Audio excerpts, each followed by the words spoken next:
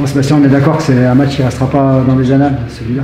Ah, écoutez, après le match d'Amiens, on laisse des points d'une mauvaise manière. C'était important de prendre les 3 points. Je ne vais pas dire peu importe la manière, mais c'était important pour le classement. Après, on fait un bon 10 premières minutes.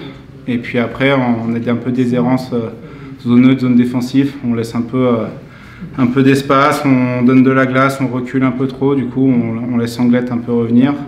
Des fautes un peu stupides.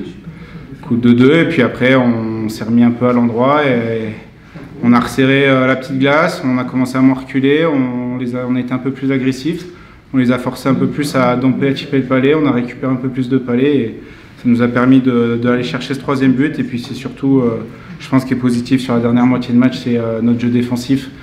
Et voilà, c'est ce qu'il faut retenir, s'il y a quelque chose à retenir sur ce match, c'est nos 30 dernières minutes, point de vue défensif, c'est solide. Et puis voilà, on n'a plus ces errements comme en début de saison, quand on menait 3-1, on stressait, on laissait les équipes revenir. Maintenant, on voit que les matchs contre Angers, comme ça, on est capable de serrer les fins de match et garder notre avantage au score. Donc ça, c'est bien.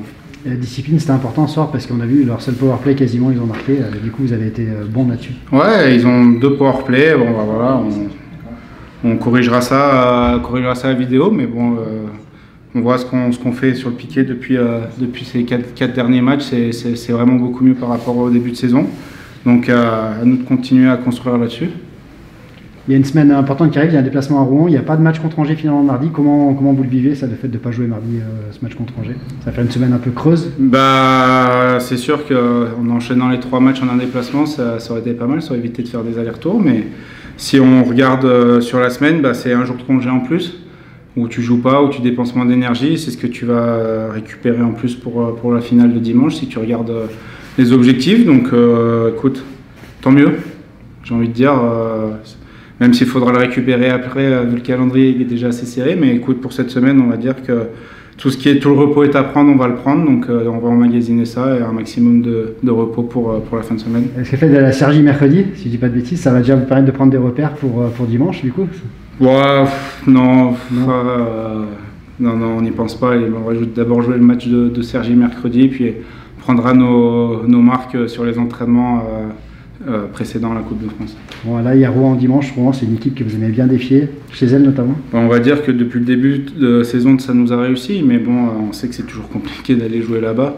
Ça va être un gros match, un match acharné, donc on s'est toujours bien présenté face à eux. Donc maintenant, il faut espérer qu'on performe de la même façon face à cette équipe de Rouen. Bon, David, on sent beaucoup de frustration chez vous ce soir. Ah oui, bien évidemment. Je pense déjà qu'ils ont vu les matchs. Je pense qu'on n'a pas de mérité. Aujourd'hui, on devait gagner. On était bien présents.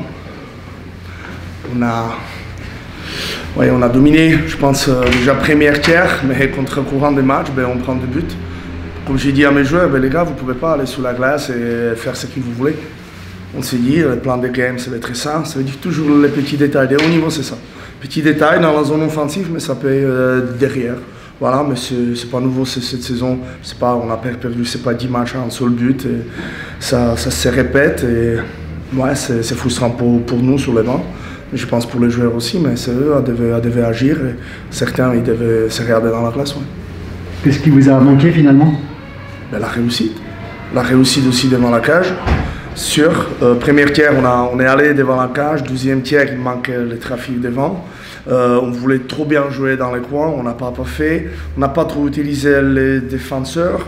3e tiers, c'était un peu pareil. Et après, la fatigue s'installe. Et peut-être aussi, c'était un peu désespéré. Il faut jouer beaucoup plus simple. Parce que je pense que mes joueurs, ils adorent les palais. Ce sera bien qu'ils dorment avec un palais à la maison, mais après sur la glace, il faut qu'ils les partagent. Ça sera mieux. Ils ne vont pas en théorie. Il faut qu'il aille beaucoup plus simple dans la cage et être plus opportuniste. Et pas avoir envie de marquer des buts magnifiques. Votre équipe a fait preuve de beaucoup de discipline ce soir quand même. Comment? Votre équipe a fait preuve de beaucoup de discipline. Oui, tout à fait. C'est ce qu'on a demandé. On sait que contre cette équipe de Gap qui est très très bien en place tous les temps parce qu'ils ne sortent pas de leur jeu, ils sont toujours bien placés, disciplinés. Je l'ai dit, si on veut réussir aujourd'hui, il faut être à le même niveau de discipline qu'eux. Et j'ai dit, on a les joueurs talentueux des devant, et c'est eux, à ce moment-là, qui vont faire la différence. Il faut qu'ils fassent la différence. Il faut travailler les instants et du talent. Par contre, on n'a plus de palais. Ben là, on est défensivement bien. Ben, malheureusement, le deuxième but, c'est 3 contre 2. Premier but, on a palais dans notre zone. Ben non, on n'en a pas. En fait, on regarde palais. C'est tout. C'est les détails. Et on sait. C'est le hockey.